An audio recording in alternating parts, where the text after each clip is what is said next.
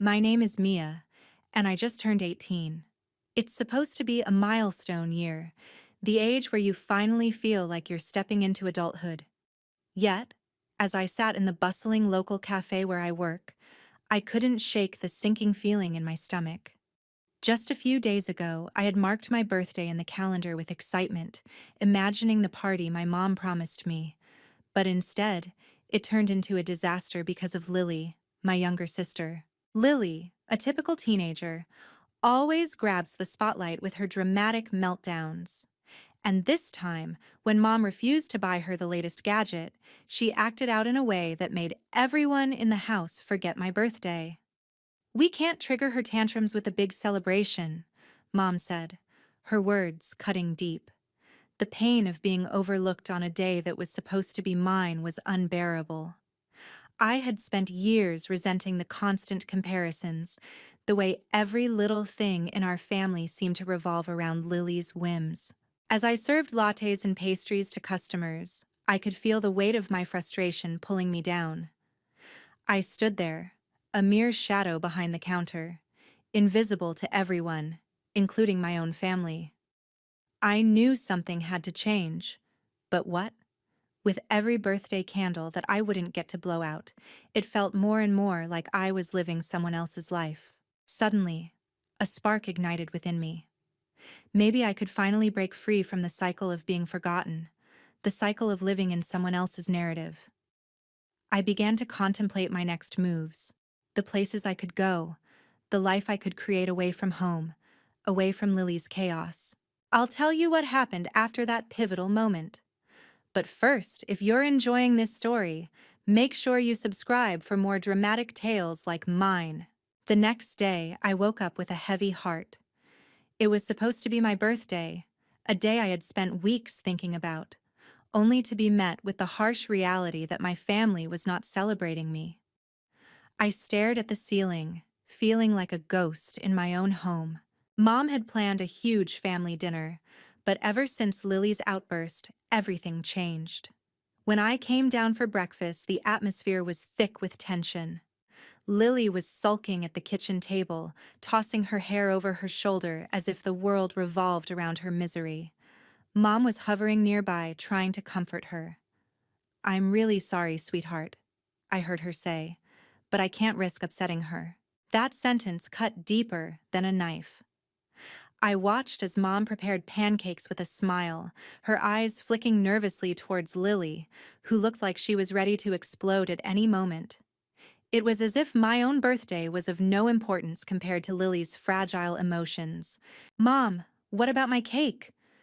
I finally squeezed out, trying to draw attention to myself for once. The conversation immediately stopped, and all eyes turned to me. Lily frowned, folding her arms defiantly. "Can we not talk about that right now?" "Lily needs tending to," Mom replied, completely dismissing my attempt. I felt my frustration boil over, but I held my tongue. I had always been the responsible one, the one who avoided making a scene. Yet, apparently, being quiet and accommodating only meant I remained invisible. I forced a smile and finished my breakfast, pretending it didn't hurt. That afternoon, I decided to go for a walk to clear my head. I ended up at the cafe, pouring my heart into the steaming cups of coffee I prepared for the customers. With every drink, I tried to forget the sting of disappointment lingering from breakfast. But the truth kept gnawing at me. I felt utterly insignificant on what should have been a day of celebration. As I worked, I overheard a couple of regulars talking about their teenage years, their excitement about birthdays, and the kind of memorable moments that I had always dreamed of. It was painful to listen to, but it made me realize something. If I wanted to create my own story, I would have to be the one to take the first step. Maybe it was the way my grandpa pulled out a chair like he was making room for me at their table, and not just in their schedule. Maybe it was the exhaustion finally catching up with me. I told them everything. The canceled birthday. The decision made over my feelings. The way I packed my life into a bag and left without anyone noticing. We always knew there was favoritism. my grandpa admitted quietly, his jaw clenched. But we didn't realize it had gone this far. My grandma took my hand. You were always the one holding everyone together, Mia. You kept things running so smoothly that nobody realized how much they depended on you. Maybe it's time they find out. Their words struck a nerve. I wasn't just running away anymore.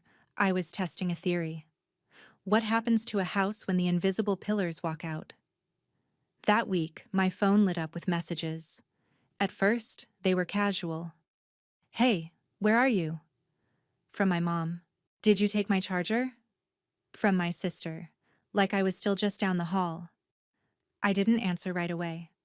I went to work, poured coffee, laughed with customers, and strummed my guitar during breaks. I started sharing more of my music on social media, tiny clips of songs about being overshadowed, being the forgotten child. Comments trickled in. This hits hard. I felt this my whole life. You're not alone. For once, my voice was echoing somewhere outside my house. Then the tone of the messages shifted. Mia, this isn't funny. Where are you? You can't just disappear like this. A missed call from my dad. 10 missed calls from my mom. A long message from my sister. So you ran away because you didn't get a party? Are you seriously that dramatic? That one made me laugh. Short, bitter, but real. I took a screenshot, not to expose her yet, but to remember how quickly the narrative could flip. The girl who cried her way into canceling my birthday was now accusing me of being dramatic. One night, as I sat on the back steps of the cafe with my grandparents, my grandpa said something that cemented everything. You know, he murmured, sipping his coffee, sometimes the kindest thing you can do for people who take you for granted is to let them feel what life is like without your support. Not to destroy them, but to wake them up. I realized then, my leaving wasn't just an escape. It was the beginning of a lesson my family had avoided learning for years. The question was, how far would things have to fall before they finally understood? It didn't take long for things to start cracking. News travels fast in our town and faster in our family. One afternoon, while I was wiping down tables during a slow hour, our neighbor Susan walked in, looking unusually tense.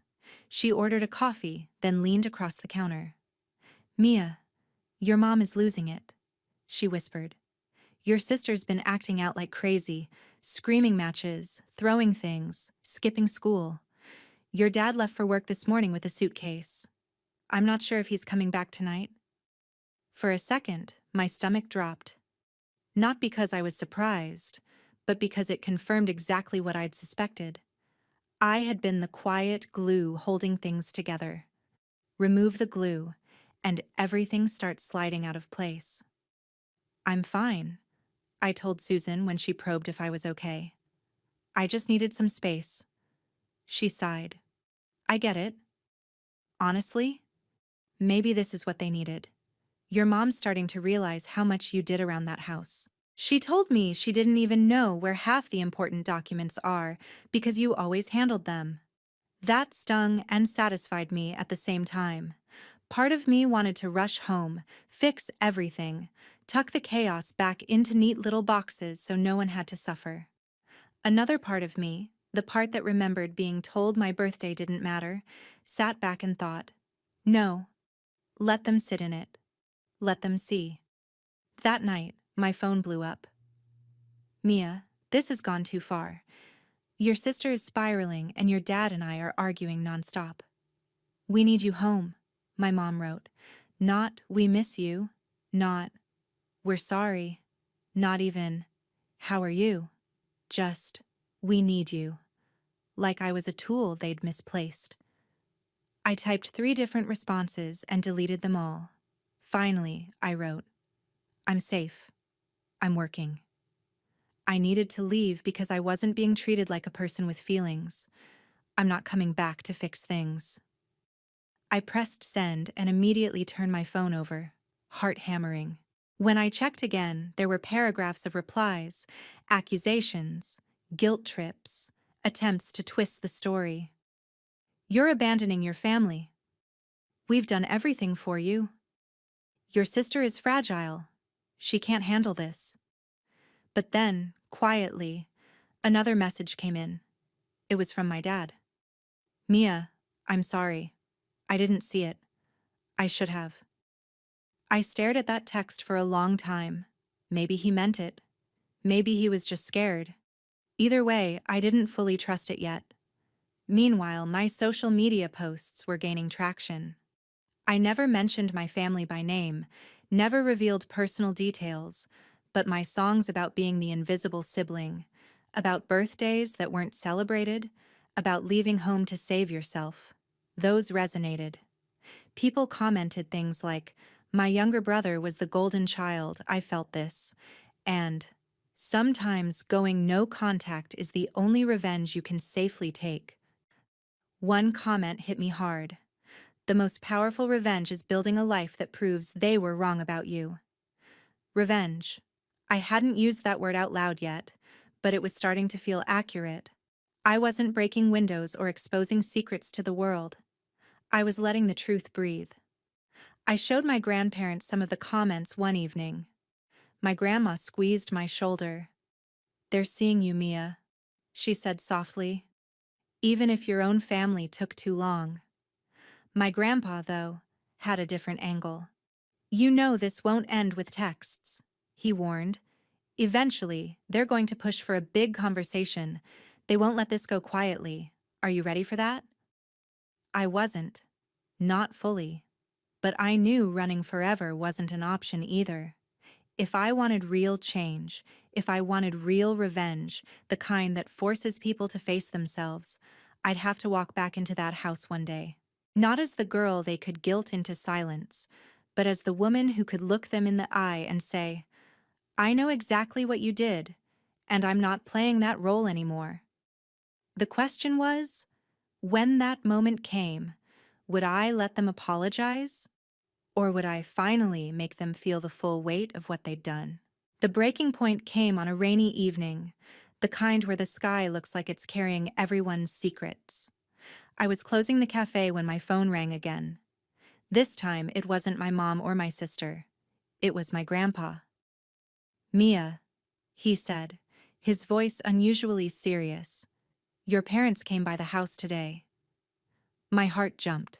What did they say? "Your mom is shaken. Your sister had another meltdown. Apparently, she's been telling people at school that you're selfish, that you abandon them for attention. Your mom wanted us to talk some sense into you, to convince you to come home and help them get back to normal." I could practically hear the air quotes around normal. I laughed bitterly. Of course. Back to normal means back to me absorbing everything so no one else has to change. "That's what I told her," he said calmly. "Your grandma and I made something clear today. We're not going to help them drag you back into the same role you had before. If there's going to be a conversation, it needs to be on your terms." That was new. That felt like backup. For once, someone older than me wasn't asking me to be the bigger person just to keep the peace. "What did she say?" I asked. "She cried," he admitted. "She said she feels like she's losing both her daughters and her marriage. Your dad didn't say much, but before they left, your mom asked us to at least try to arrange a meeting. She wants to talk. She says she wants to understand." I'd heard that word before, usually followed by explanations about my sister's conditions and emotional needs. But this time I had leverage. I had distance. I had proof. "Okay," I said slowly. "I'll meet them. But not at the house. At your place. And I'm not coming alone, emotionally or otherwise." Over the next few days, I prepared, not like a scared kid waiting for a scolding, but like someone building a case. I printed out screenshots of messages where my needs were brushed off to cater to my sister. I organized notes of specific memories. Birthdays overshadowed, achievements ignored, apologies that never came. I even dug up an audio recording I'd accidentally captured once. my sister bragging to a friend on a call, saying, "If I cry long enough, Mom cancels anything for me. She doesn't care who she hurts, as long as I calm down." The anger that had simmered in me for years sharpened into something clear and cold. This wasn't just about feelings. This was about patterns of manipulation that everyone had excused in the name of keeping peace. And I was done being the sacrificial lamb for that peace. I played the recording for my grandparents in their living room. My grandma covered her mouth, tears welling in her eyes. "We failed you," she whispered. "We should have stepped in sooner." "You're stepping in now," I said. "That's what matters." My grandpa's eyes hardened with resolve. "When they come, we will not let them talk over you, Mia. You will say what you need to say, and they will listen." Part of me was terrified. Confrontations in my family rarely ended well. They usually dissolved into tears, my mom's, my sister's, and a quiet expectation that I would comfort them, even if they were the ones who hurt me. But this time, I had a different plan. I wasn't coming to soothe anyone. I was coming to deliver truth.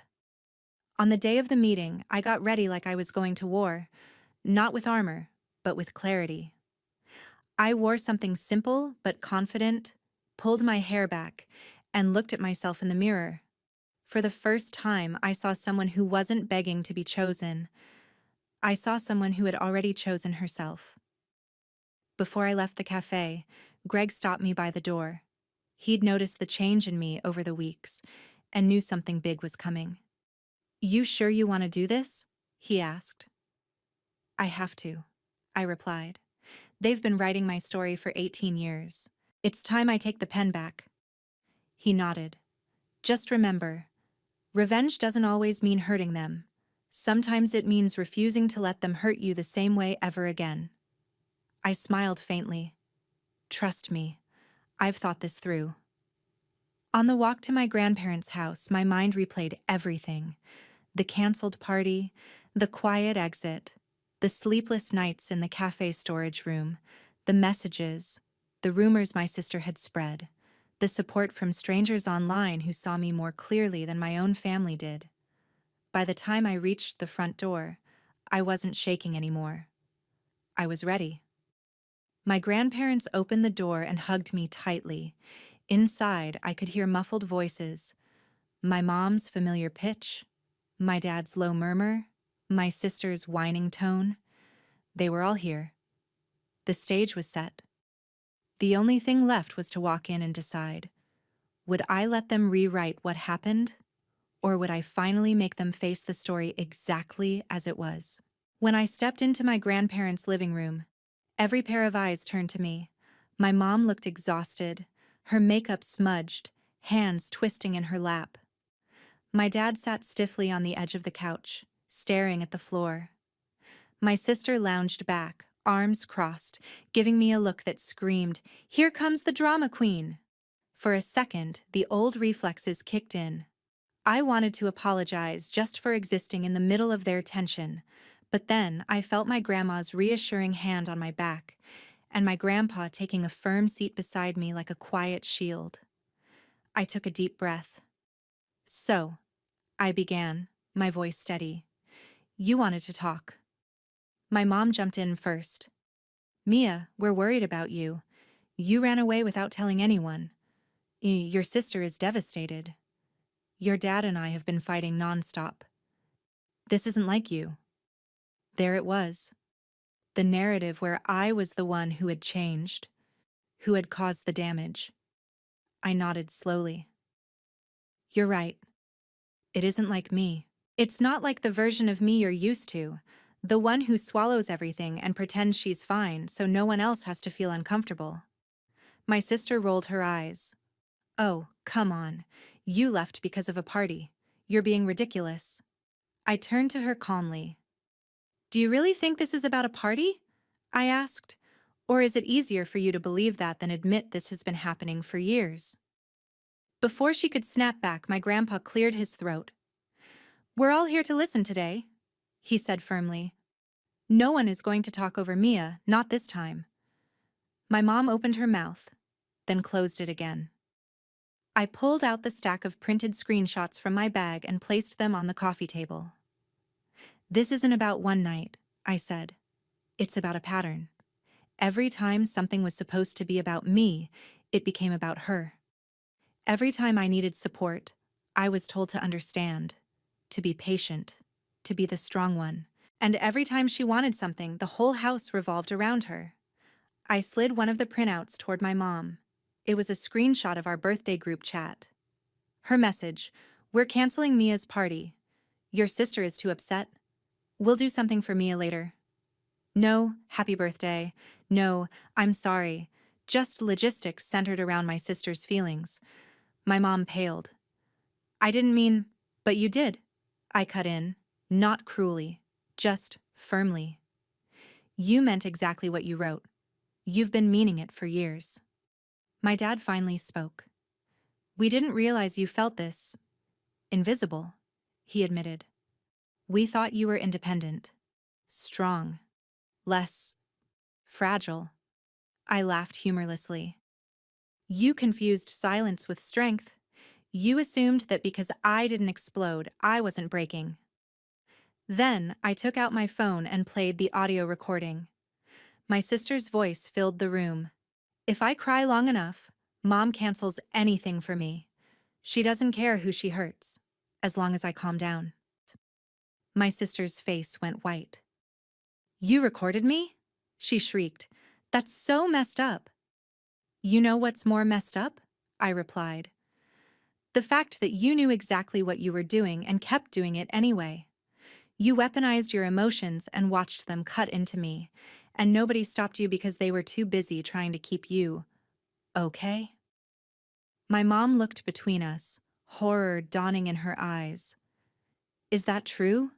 She whispered to my sister. Did you use us like that? My sister sputtered. Everyone manipulates their parents. I was just.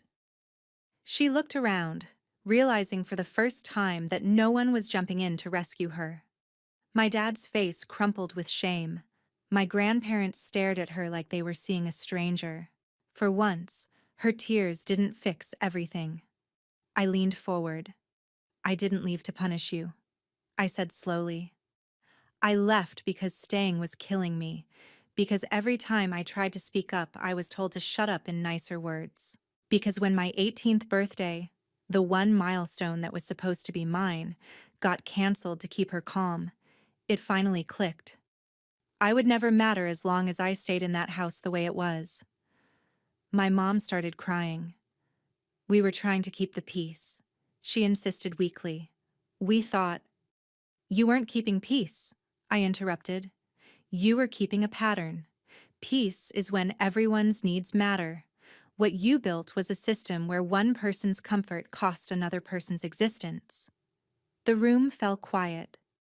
For once, my words didn't get swallowed by apologies or excuses. They just hung there, heavy and undeniable. So what now? My dad asked hoarsely. What do you want us to do?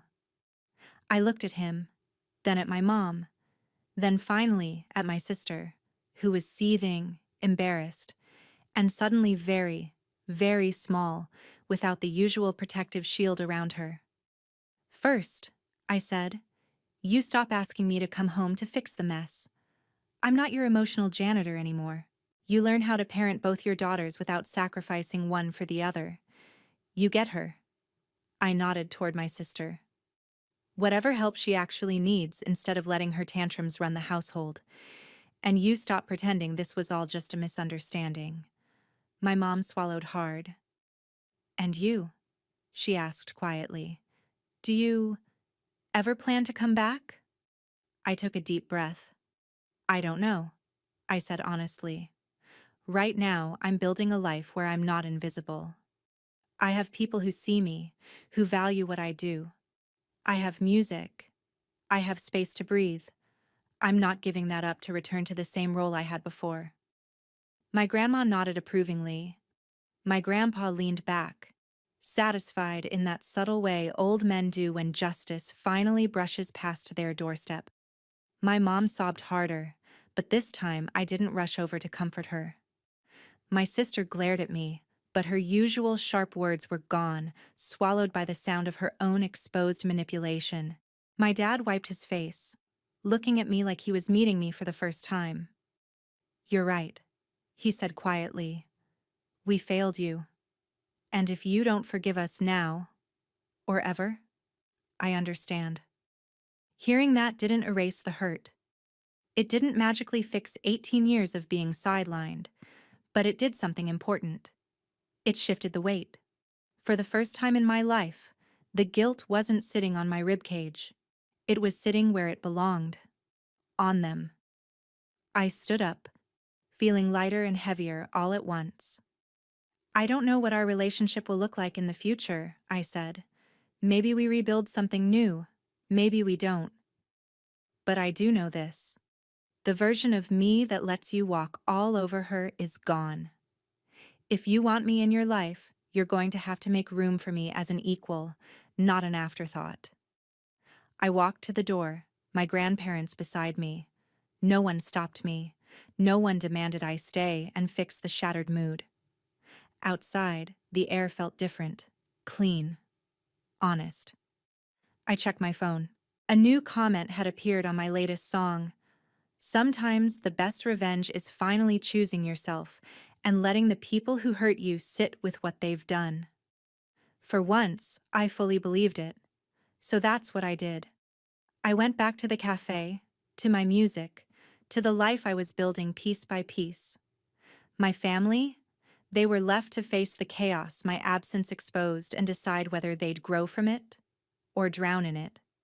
If you were me, would you ever move back in after everything? Or would you let your revenge be the life you build without them at the center?